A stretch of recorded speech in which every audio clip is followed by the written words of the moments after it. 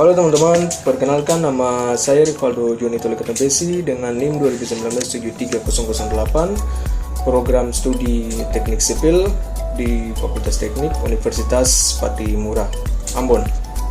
Ya teman-teman, di sini kita berbicara mengenai erosi tanah. Teman-teman pasti bertanya, apa itu erosi tanah? Nah, di sini saya akan menjelaskan. Secara ilmiah, erosi adalah pengikisan material permukaan tanah secara bertahap, terutama batuan, endapan atau sedimen dan tanah akibat air, angin, atau es. Erosi juga dapat diartikan pengangkutan material yang terkikis dari suatu tempat ke tempat lain, seperti dari puncak gunung ke lembah terdekat atau dari bagian hulu sungai ke bagian hilir. Oke. Berbicara mengenai erosi tanah, pasti teman-teman harus mengetahui juga apa itu jenis-jenis daripada erosi tanah. Yang pertama ialah deflasi atau korasi. Deflasi atau korasi adalah erosi yang dilakukan oleh tenaga angin. Erosi ini umumnya terjadi di daerah gunung atau daerah beriklim kering. Yang kedua ialah abrasi. Ablasi. Bukan abrasi ya teman-teman, tapi ablasi adalah erosi yang dilakukan oleh tenaga air. Ablasi umum terjadi di daerah yang memiliki curah hujan tinggi. Berikutnya ialah eksarasi. Eksarasi ini adalah erosi yang disebabkan oleh tenaga gletser. Gletser ini dia adalah kikisan massa salju yang bergerak menuruni lereng. Ya, yang berikut ialah abrasi. Abrasi ini adalah proses erosi yang disebabkan oleh tenaga gelombang laut. Abrasi dapat dicegah dengan penanaman tanaman bakau di pinggir pantai. Oke teman-teman, setelah teman-teman mengetahui daripada jenis-jenis erosi, teman-teman juga pasti harus mengetahui faktor-faktor yang menyebabkan erosi itu terjadi. Yang pertama adalah faktor iklim. Iklim ini merupakan kekuatan paling berpengaruh dan berdampak pada erosi pada bentang alam.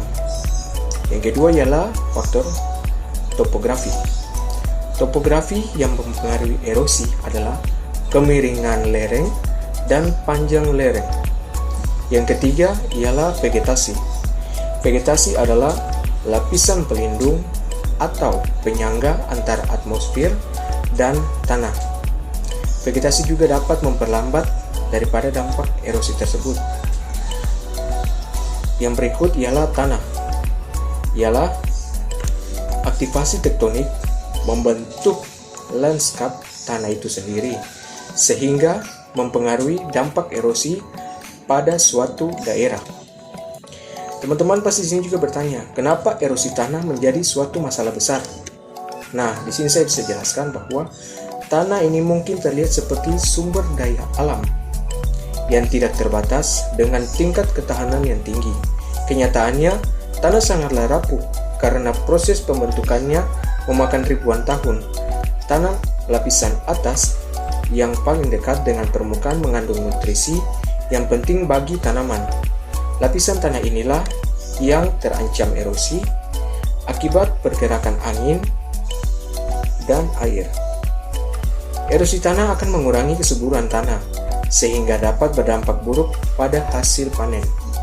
Erosi juga mengalirkan air yang mengandung tanah ke hilir, sehingga menumpuk lapisan tanah sedimen tebal yang dapat menyumbat aliran air di kali dan sungai, yang pada akhirnya dapat menyebabkan banjir. Begitu terjadi, erosi tanah kemungkinan besar akan terus terulang. Oke teman-teman, setelah itu teman-teman juga pasti bertanya, apa saja dampak erosi tanah? Nah, di sini saya akan jelaskan. Yang pertama, dampak daripada erosi tanah itu ialah kehilangan unsur hara dan kerusakan struktur tanah.